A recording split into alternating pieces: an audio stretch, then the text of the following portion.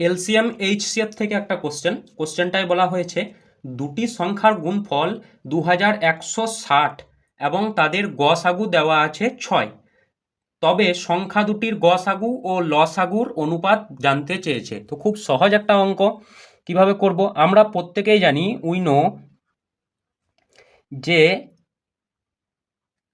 কোনো সংখ্যার গুণফল, অর্থাৎ আমি এখানে লিখছি গুণফল, দুটি সংখ্যার গুণফল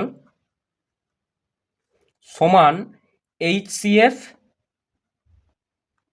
ইন্টু এলসিএম, এটা হয়।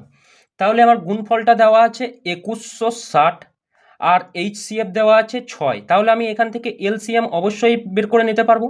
তাহলে এলসিএম সমান কত হয়ে যাবে? এলসিএম সমান হয়ে যাচ্ছে 360 অর্থাৎ 360। এবার তাদের অনুপাত জানতে চেয়েছে এইচসিএফ আর এলসিএম এদের অনুপাত জানতে চেয়েছে। তাহলে এদের অনুপাত কিভাবে বের করবো? আমি তো দুটোর মান পেয়ে গেছি, অর্থাৎ এলসিএম এর মান হচ্ছে 360 আর এইচসিএফ এর মান হচ্ছে 6। এখান থেকে আমরা ইজিলি বের করে নিতে পারবো 1:60 অ্যান্সার। ওকে, তাহলে সঠিক উত্তর হয়ে যাবে অপশন এ।